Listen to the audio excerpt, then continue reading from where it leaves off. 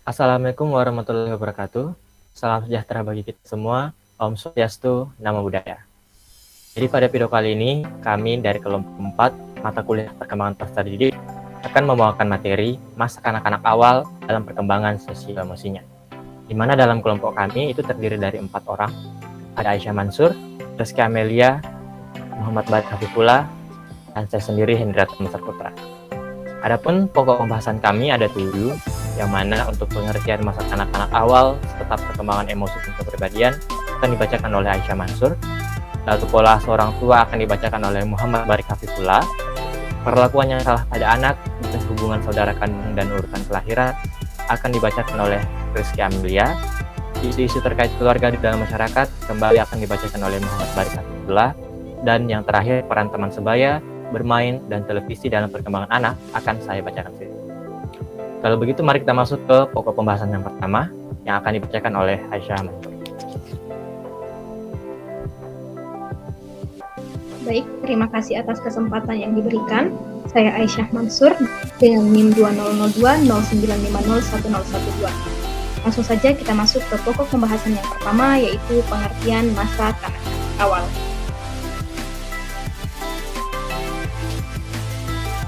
Masa kanak-kanak awal atau early childhood merupakan periode perkembangan dari usia 2 hingga 6 tahun.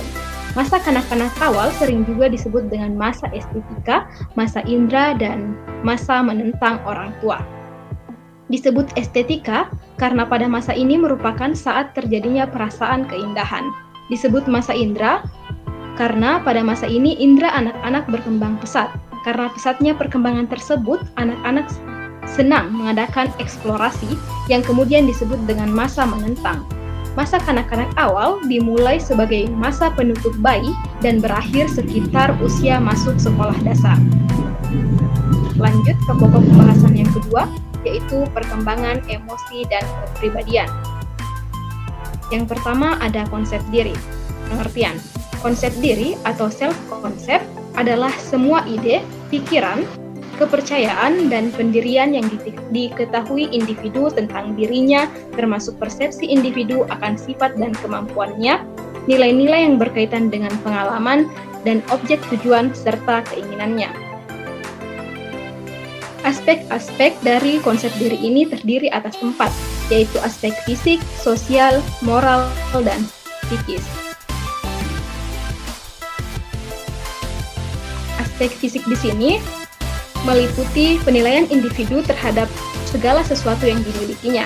Aspek sosial meliputi bagaimana peranan sosial yang dimainkan oleh individu dan sejauh mana penilaian dirinya terhadap keluarga, masyarakat, dan pekerjaannya. Aspek moral meliputi nilai-nilai dan prinsip-prinsip yang memberi arti dan arah bagi kehidupan seseorang. Sedangkan aspek psikis meliputi pikiran, perasaan, dan sikap individu terhadap dirinya sendiri. Kemudian, konsep diri ini dibagi menjadi 3 dimensi, yaitu dimensi pengetahuan, harapan, dan penilaian. Dimensi pengetahuan yaitu deskripsi seseorang terhadap dirinya, misalnya jenis kelamin, etnis, ras, usia, berat badan, atau pekerjaan. Kemudian, dimensi harapan yaitu kepemilikan seseorang terhadap satu set pandangan mengenai kemungkinan yang akan terjadi pada dirinya di masa yang akan datang. Kemudian dimensi penilaian, yaitu penilaian terhadap dirinya sendiri dalam rangka untuk memperbaiki diri di masa selanjutnya. Terkait dengan konsep diri ini, para ahli bersepakat bahwa anak-anak dengan konsep diri positif akan memiliki perbedaan karakteristik dengan anak-anak yang memiliki konsep diri negatif. Lanjut, yang kedua ada perkembangan emosi. Selama masa kanak-kanak, emosi sangat kuat. Saat ini merupakan saat ketidakseimbangan karena anak-anak keluar dari fokus, dalam arti bahwa mudah terbawa ledakan-ledakan emosional sehingga sulit dibimbing dan diarahkan. Emosi yang meninggi pada masa kanak-kanak awal itu ditandai dengan meledaknya amarah yang kuat, ketakutan yang hebat, dan rasa iri hati yang tinggi. Lanjut ke slide selanjutnya, ada perkembangan moral. Anak-anak ketika dilahirkan tidak memiliki moral, tetapi di dalam dirinya terdapat potensi moral yang siap untuk dikembangkan. Perkembangan moral pada masa kanak-kanak awal masih dalam tingkat rendah. Hal ini disebabkan karena perkembangan intelektual anak belum mencapai titik di mana ia mempelajari atau menerapkan prinsip-prinsip abstrak tentang benar dan salah. Pada masa ini, anak-anak hanya mengikuti peraturan yang ada tanpa ia mengetahui guna atau fungsi dan juga menilai apakah peraturan tersebut benar atau salah. Lanjut ke slide selanjutnya, yaitu gender dan identitas. Identitas gender adalah adanya keyakinan secara fisik, sosial, dan budaya sebagai laki-laki atau perempuan.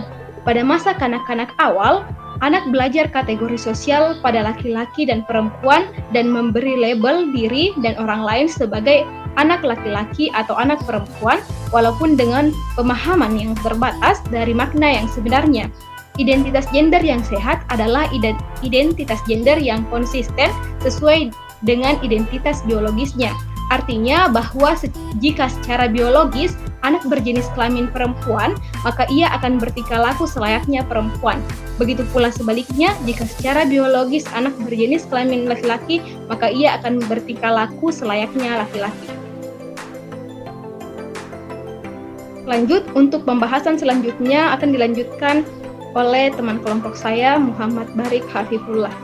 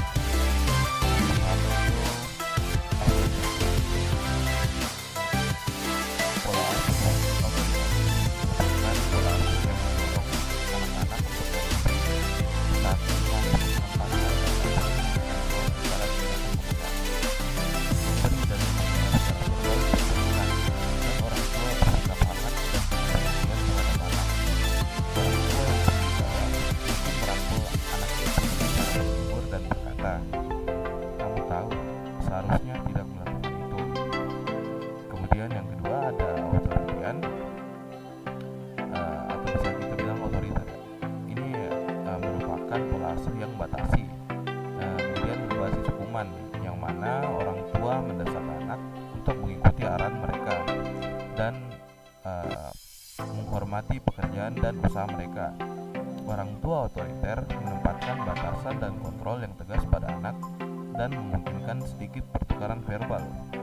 Misalnya, orang tua yang otoriter mungkin berkata, "Kamu melakukannya dengan cara saya atau yang lain." Kemudian pola asuh permisi merupakan pola asuh yang menunjukkan banyak keanggotaan dan penerimaan terhadap anak-anak, tetapi keterlibatan dan orang tua anak yang rendah. Orang tua dengan pola asuh permisi menunjukkan anak-anak mengambil keputusan secara mandiri, seperti memakan makanan ringan, menonton TV, menentukan waktu tidur, dan sebagainya. Orang tua yang permisif cenderung bersikap agak hangat sehingga netral dalam pengaruhnya terhadap anak-anak mereka. Kemudian yang terakhir ada pola asuh neglectful, atau bisa kita bilang pola asuh tak adil. Ini merupakan pola asuh yang mana orang tua sangat tidak terlibat dalam kehidupan anak. Orang tua tidak menekankan respon atau melakukan dan memberikan perhatian dari semua praktik pengambilan anak. Dan ini ditandai dengan tidak pedulian yang tinggi terhadap kebutuhan dan perilaku anak.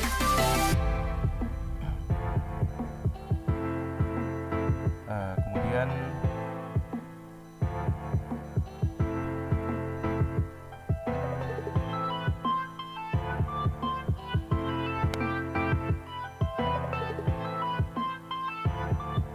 slide selanjutnya.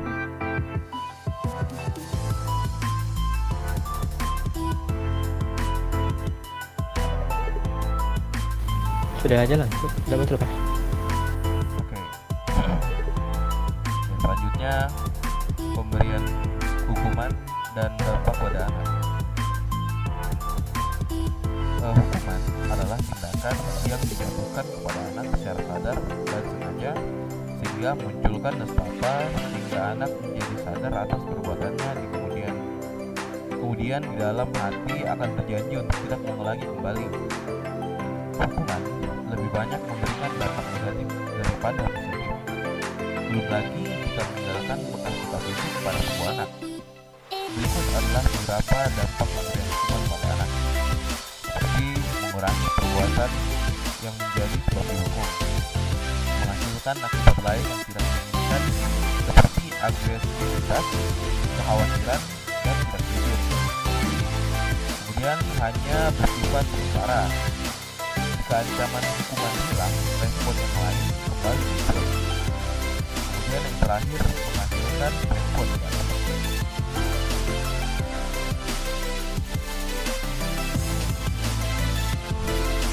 Selanjutnya ada pengasuhan bersama atau dibilang co-parenting atau shared parenting. Pada perkembangannya, norma dan konsepsi pengasuhan anak tidak lagi sekadar berkutat pada pengasuhan terpisah atau split parenting, namun mulai mengarah pada konsepsi pengasuhan bersama. Pengasuhan bersama ini merupakan suatu konsep pengasuhan yang tidak hanya berfokus pada perwujudan kepentingan terbaik si anak, namun juga mengupayakan peran maksimal kedua orang tua dalam mengasuh anak-anaknya. Ada beberapa alasan mengapa pengasuhan bersama kemudian mendapat perhatian cukup besar dalam penorman hak asuh anak. Karena pengasuhan anak seharusnya lebih memperhatikan kepentingan terbaik bagi si anak. Kepentingan anak menjadi dasar atau preferensi utama dalam tata laksana pengasuhan. Karenanya harus dihilangkan pandangan-pandangan yang cenderung menganggap atau menempatkan anak sebagai milik ayahnya atau milik ibunya atau sebagai objek hak dari salah satu orang tuanya.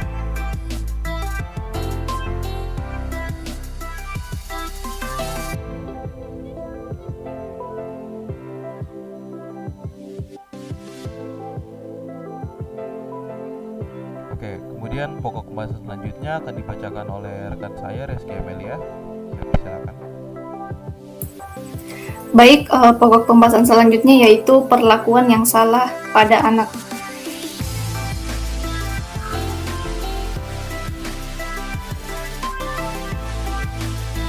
Next. Berikut definisinya yaitu perlakuan salah meliputi perbuatan ataupun penelataran yang mengakibatkan morbiditas dan mortalitas. Pengertian kekerasan terhadap anak adalah child abuse adalah semua bentuk perlakuan menyakitkan secara fisik ataupun emosional. Penyalahgunaan seksual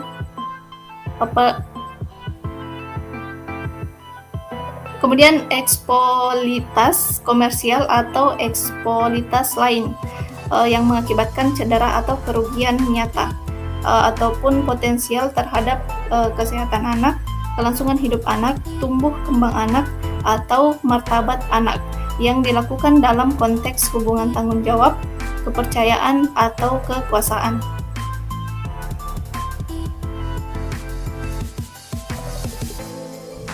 Kemudian ada faktor resiko. Faktor-faktor resiko terhadap kejadian child abuse dapat ditinjau dari 3 aspek, yaitu yang pertama faktor masyarakat atau sosial, yaitu tingkat kriminalitas yang tinggi, layanan sosial yang rendah, kemiskinan yang tinggi, tingkat pengangguran yang tinggi, dan adat istiadat mengenai pola asuh anak. Kemudian yang kedua ada faktor orang tua atau situasi keluarga, yaitu riwayat orang tua dengan kekerasan fisik atau seksual pada masa kecil. Kemudian yang ketiga ada faktor anak, yaitu prematuritas, berat badan, lahir rendah, cacat, dan anak dengan masalah atau emosi. Next. Kemudian ada pokok pembahasan yang kelima, yaitu hubungan saudara kandung dan urutan kelahiran. Hubungan saudara kandung terbagi menjadi 2, yaitu partner in crime, yakni menjadi teman yang saling berbagi mendukung secara emosional. Kemudian mortal enemy, yaitu memungkinkan terjadi pertengkaran dan perilaku agresif satu sama lain.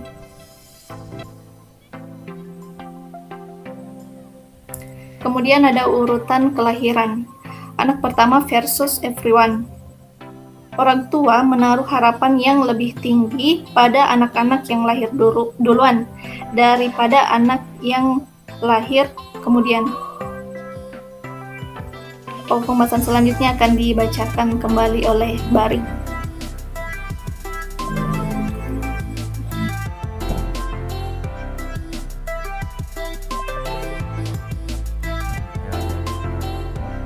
Terima kasih atas kesempatan dan kita belajar pokok selanjutnya itu terkait keluarga di dalam masyarakat.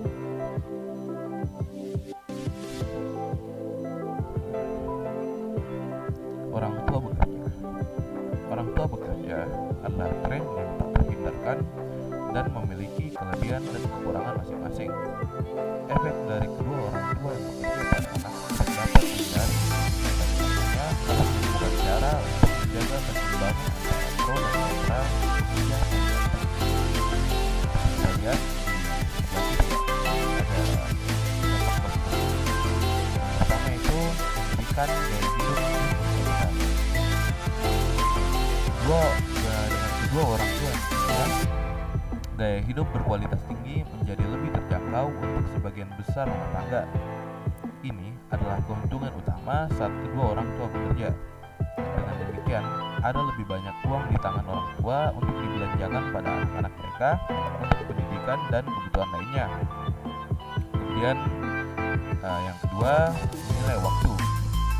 Karena kedua orang tuanya bekerja, mereka memiliki sedikit waktu untuk dihabiskan di rumah bersama anak-anak mereka. Ini mengajarkan kepada anak-anak bahwa waktu sangat diperlukan dan tidak akan kembali setelah habis.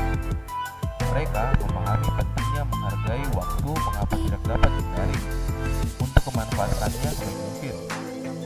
Semua ini dipupuk dalam pikiran anak itu sejak tahap yang sangat awal. Kemudian pengalaman hidup.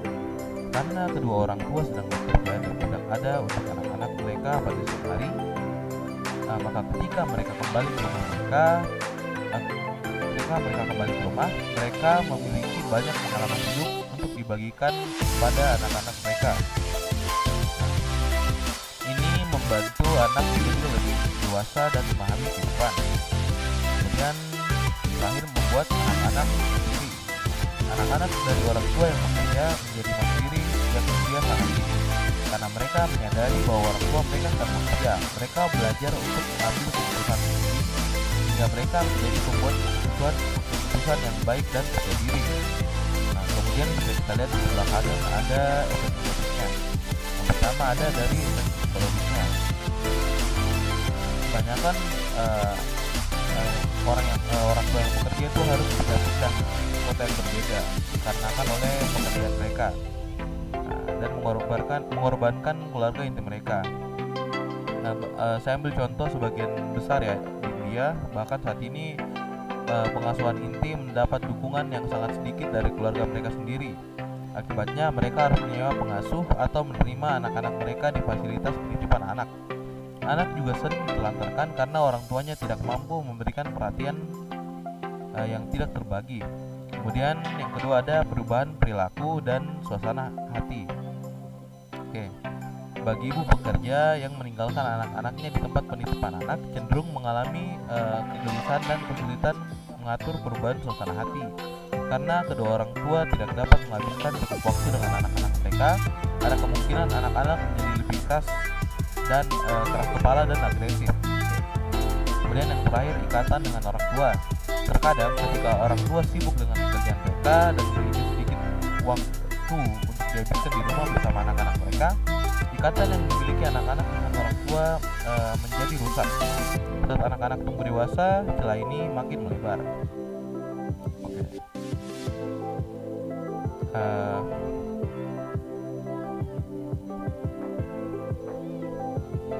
Selanjutnya,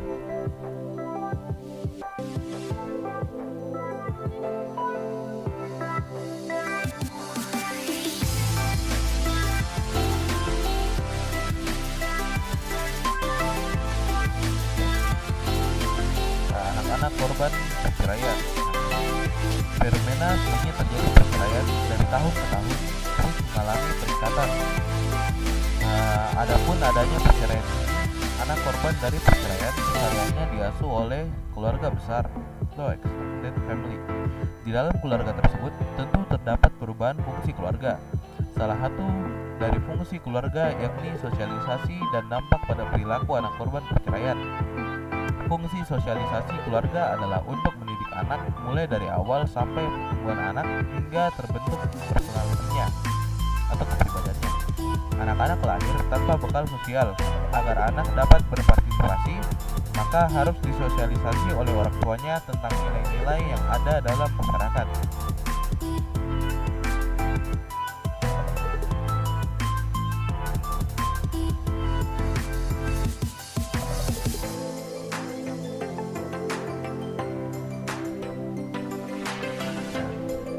Variasi budaya, etnis, dan sosioekonomi.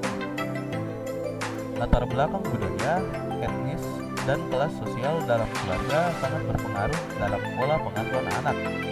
Walaupun terdapat variasi lintas budaya dalam pengasuhan, sebuah studi mengemukakan bahwa pola yang paling umum ialah suatu pola yang hangat dan mengendalikan suatu gaya yang bukan permisif maupun restriktif. Beberapa kehidupan keluarga dapat membantu melindungi anak-anak minoritas etnis dari pola-pola ketidakadilan sosial. Masyarakat dan keluarga dapat mencari transportasi yang rusak.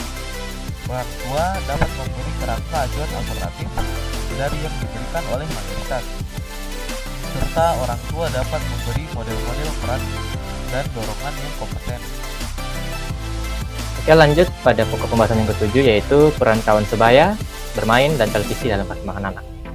Jadi yang pertama itu saya bagi menjadi 3 pembahasan: kawan sebaya, bermain, dan televisi. Di mana peran teman sebaya, sebelumnya kita tahu bahwa saat ini telah banyak dilakukan penelitian yang mana hasilnya menunjukkan betapa besarnya dampak dari jenis pertemanan antar sebaya di kalangan anak-anak dalam tumbuh kembangnya hingga masa dewasa. Kehidupan masa kanak-kanak tanpa teman dengan melihat isolasi sosial kadangkala dikaitkan dengan berbagai permasalahan dalam masa dewasa. Begitupun sebaliknya, jika hubungan pertemanan antar sebaya pada saat kanak-kanak berhasil, itu juga akan dikaitkan dengan keberhasilan pada masa dewasa.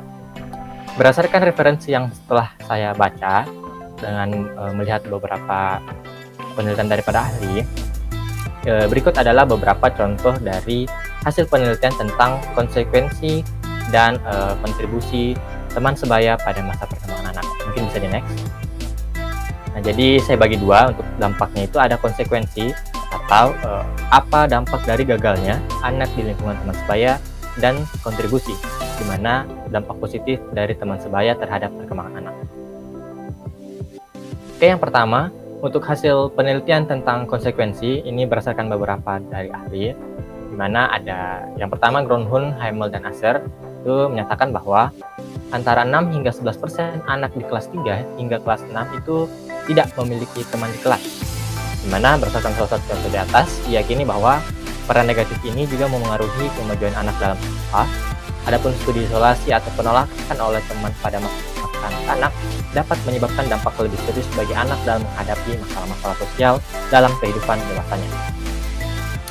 Kemudian dalam penelitian oleh Berlow, mana dikatakan bahwa konsep anak kecil tentang kesepian memiliki makna baginya yang serupa dengan yang dipahami oleh anak remaja dalam dewasa. Mana dalam pengamatannya, Bullock mendapati bahwa anak yang merasa kesepian dalam kehidupan sosialnya itu tidak berjalan mulus dengan teman sebayanya. Pada akhirnya, anak-anak yang kehidupan sosialnya tidak berjalan mulus itu sering merasakan kesepian, yang mana dapat kehilangan kesempatan untuk berinteraksi dengan teman-teman sebayanya, serta belajar bagaimana keterampilan yang penting untuk kehidupan kelak, terutama keterampilan sosial. Dan lanjut, ada Kohn dan Clausen, itu masih tetap pada Ladd dan Asser pada 1995, itu menemukan bahwa sampel orang dewasa yang mengalami gangguan kesehatan mental itu adalah akibat tidak memiliki teman pada usia 13 atau 14 tahun atau masa kanak-kanak awal. Dimana disambung oleh Isaac itu juga menemukan bahwa mereka juga rentan terhadap pengaruh kenakalan sebayanya atau penyalahgunaan obat-obatan terlarang. Oke, yang berikutnya itu kontribusi yang dihasilkan oleh dampak dari teman sebaya, di mana Asher mengatakan bahwa melalui hubungan teman sebaya, anak memperoleh kesempatan untuk belajar keterampilan sosial yang penting bagi kehidupannya. Itu terutama keterampilan yang dibutuhkan untuk memulai dan memelihara hubungan sosial, untuk memecahkan konflik sosial yang mencakup keterampilan berkomunikasi, kompromi, dan berdiplomasi. Sambung oleh Rubin, dia juga menyatakan bahwa selain mengajari cara untuk bertahan hidup di kalangan masyarakat utamanya, hubungan teman sebaya memberikan kepada anak konteks untuk dapat membandingkan dirinya dengan orang lain, serta memberi kesempatan untuk belajar buat kelompok. Dan Combe dan Selby menemukan bahwa hubungan tersebut baik secara konsisten terkait langsung dengan dimensi keramahan, partisipasi, pengayoman atau non-preference, kemurahan hati, dan responsif dalam interaksi teman sebaya itu ternyata sering melibatkan dirinya dengan teman antar sebayanya yang mana memperoleh kesempatan untuk membangun rasa percaya diri sosial atau social self-confidence, di mana anak-anak ini tuh dapat memupuk kepercayaan terhadap kemampuannya sendiri untuk mencapai tujuan interpersonalnya, sehingga tidak mudah merasa kecewa dengan pasang surutnya penyesuaian sosial dan profesionalnya di kemudian hari.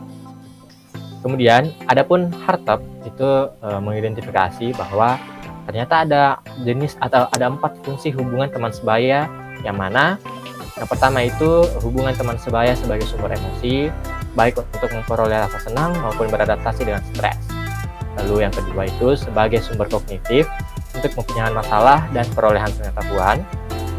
Ada sebagai konteks di mana keterampilan sosial dasarnya, contohnya keterampilan komunikasi sosial, keterampilan kerjasama, dan keterampilan masuk kelompok itu diperoleh dan ditingkatkan. Lalu ada yang terakhir yaitu fungsinya sebagai landasan untuk terjalinnya bentuk-bentuk hubungan lainnya. Contohnya hubungan dengan saudara kandung untuk lebih harmonis lagi. Di mana ternyata hubungan teman sebaya yang berfungsi secara harmonis di kalangan anak-anak para sekolah telah terbukti dapat memperhalus hubungan para anak-anak itu dengan sebagainya. Kemudian untuk kesimpulan apa dampak dari teman sebaya, yaitu bagi konsekuensi sendiri telah dikatakan bahwa hasil dari penelitian di atas itu menunjukkan dengan sangat jelas bahwa ternyata hubungan yang terjalin sedari masa kanak-kanak terhadap teman sebaya sangat besar konsekuensinya. Disambung oleh Hartop, itu menyimpulkan bahwa kualitas hubungan sosial anak dengan anak-anak lain merupakan prediktor terbaik bagi kemampuan adaptasinya pada masa dewasa. Sementara pada kontribusi itu kembali disimpulkan oleh Hartop itu mengemukakan bahwa sebagai sumber emosi, pertemanan bagi anak memberi rasa aman untuk memasuki wilayah baru, bertemu dengan orang baru, atau hal-hal baru, dan mengatasi perasaan penolakan baru. Di samping itu, dengan teman sebayanya, anak sering memberikan dukungan dan mengatasi stres dan menciptakan suasana yang menyenangkan. Kemudian, untuk yang bagian kedua, peran bermain dan dampak bagi perkembangan sosio-emosi pada anak. Sebelumnya kita tahu bahwa bermain merupakan aktivitas yang paling disukai anak-anak, bahkan kita sendiri juga suka untuk bermain. Oleh sebab itu, tidak heran jika anak-anak menghabiskan lebih banyak waktu untuk bermain. Karena dengan bermain, anak-anak akan mengalami kesenangan dan kenyamanan dalam hidup tanpa melihat hasil akhirnya. Di mana bagi anak-anak, bermain adalah tugasnya dan sekaligus menjadi sarana belajar, menurut Mutia. Ini berarti, melalui bermain, anak mendapatkan pengalaman belajar melalui apa yang dirasakan, dipersepsikan secara alami, sehingga kegiatan bermain tersebut bermakna bagi anak dan kegiatan bermain itu kebutuhan bagi anak. Berikut adalah 5 manfaat bermain menurut para ahli yang dikutip dari Gunarsa. Mana yang pertama itu mengembangkan kreativitas. Bermain sebagai kegiatan yang membutuhkan daya imajinasi, penalaran logika, maupun pemikiran untuk memecahkan suatu masalah. Jadi, setiap anak ketika bermain itu dituntut untuk kreatif dalam bermain, sehingga dapat mengimbangi kegiatan bermain anak yang lainnya. Sehingga setiap anak bersikap kompetitif tetapi masih dalam kerangka pola aturan kesepakatan kelompok sosial, di mana kreativitas bermain harus tetap sportif dan menjunjung nilai-nilai kejujuran, mau mengakui kekalahannya, serta menerima kekalahan orang lain. Kemudian, sebagai sarana pengembangan keterampilan psikomotorik, mana kegiatan bermain banyak menggunakan keterampilan psikomotorik seperti bermain sepak bola, petak umpet, dan gelasin. Di mana secara aktif kegiatan bermain tersebut menguras energi fisik dan cukup menantang karena memberi rasa senang dan mengembirakan.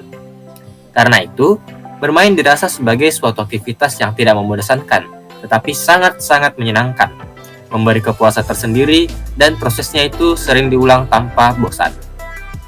Menurut Harald sendiri, keterampilan motorik yang berkembang baik mendorong anak menjadi kreatif dan aktif dalam permainan. Sementara anak yang keterampilan motoriknya buruk akan menghabiskan waktunya bermain dengan hiburan video game. Kemudian mengembangkan kemampuan bahasa. Nah, manfaat bermain satu lagi adalah mengembangkan kemampuan berbahasa, di mana ketika kita bermain pasti terjadi interaksi antara satu dengan yang lain. Keterampilan sosial yang baik memerlukan kemampuan bahasa yang baik. Dengan bermain, anak membutuhkan perbendaharaan kata, pengolahan kalimat, dan mengungkapkan ekspresi emosi, pikiran, atau pendapat ke orang lain melalui bahasa yang baik. Makanya bermain juga dikatakan sebagai sarana pengembangan kemampuan bahasa. Kemudian sebagai sarana terapi untuk mengatasi masalah-masalah psikologis, di mana bermain merupakan kegiatan untuk mengekspresikan hal-hal yang berhubungan dengan ranah afektif, perasaan, emosi, pikiran, maupun kognitif setiap anak. Sehingga bermain ini memberi pengaruh terhadap psikoterapi sebagai anak-anak yang sedang mengalami masalah secara psikoemosional. Kemudian, selain dari psikomotoris atau masalah-masalah psikologis, ternyata menurut Susanti, pengembangan atau manfaat bermain ini juga mempengaruhi kesehatan dan intelijensi dari seorang anak.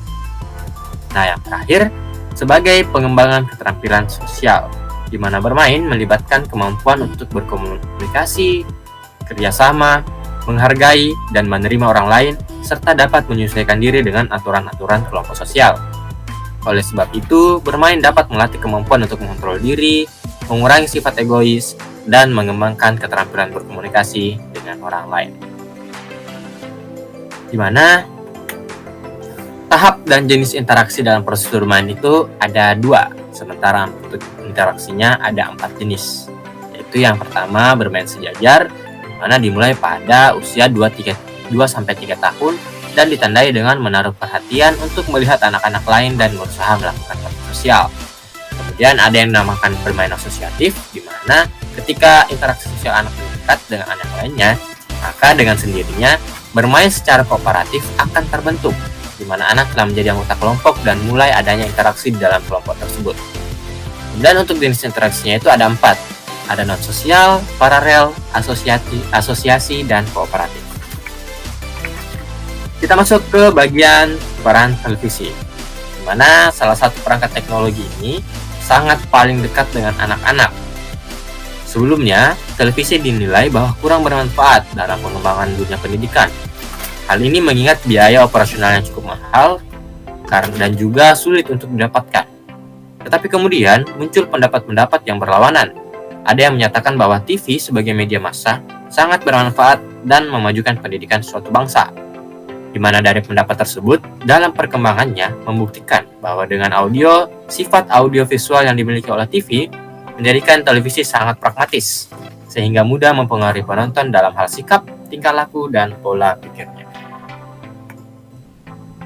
Nah, manfaat televisi menurut Darwanto, yaitu mampu meningkatkan efisiensi pembelajaran 20% hingga 50%. Kemudian dalam efektivitasnya, dalam menjalankan tugas yang dijelaskan di depan rapat staf Menteri Penerangan Republik Indonesia itu, bahwa ternyata televisi itu dapat dikatakan sebagai jendela dunia, karena memberi kita banyak manfaat.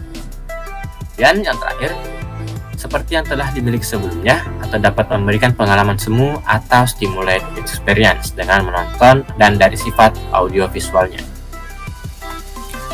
Peran televisi sebagai sarana stimulus bagi perkembangan anak. Nah, stimulasi yang diberikan oleh orang tua mempunyai tujuan agar anak-anak mereka mampu tumbuh dan berkembang dengan baik sesuai dengan tahap-tahap perkembangan. Televisi sebagai sarana dalam menampilkan audiovisual berperan sebagai stimulan yang dapat membantu perkembangan anak-anak, di mana TV itu tidak selalu berdampak negatif terhadap aspek-aspek perkembangan anak, namun juga bisa berdampak positif. Itu semua bergantung dari guru dan orang tua dalam melakukan proses pemilihan teknologi itu sendiri. Jadi kesimpulannya, bermain itu bahwa kualitas hubungan sosial sebenarnya dalam tahap ini itu tidak dapat diukur dari seberapa sering hubungan sosial anak dilakukan, melainkan bergantung pada proses yang menyenangkan dari hubungan sosial tersebut. Selain itu, anak yang lebih menyukai interaksi dengan manusia daripada benda, kecakapan sosialnya akan lebih berkembang, sehingga anak akan lebih dikenal jika dibandingkan dengan anak yang berinteraksi dengan benda, lingkungan sosialnya sempit dan terbatas. Sementara untuk televisi sendiri, membimbing anak dalam menonton TV tidaklah semudah yang dikatakan. Mengapa? Karena TV memiliki sifat-sifat seperti yang telah disebutkan tadi. Televisi adalah media yang cepat menyebar di masyarakat. Melalui teknologi seperti televisi, dapat membantu anak untuk mengembangkan hubungan pertama yang positif, menumbuhkan kemampuan mereka dalam pengaturan dan pengenalan diri, dan mengembangkan kepercayaan diri yang positif. Di mana saat penggunaan TV, maka interaksi antara guru dan anak-anak akan mudah terjalin, di mana interaksi dan hubungan anak dengan orang lain juga memperluas pandangan mereka tentang dunia dan diri mereka sendiri. Kurang lebih itu untuk pokok pembahasan pada materi terakhir. Saya sebagai moderator mengucapkan banyak terima kasih telah menonton dan menyimak materi kami. Kurang dan lebihnya mohon dimaafkan. Wabillahi taufiq wal hidayah. Wassalamualaikum warahmatullahi wabarakatuh.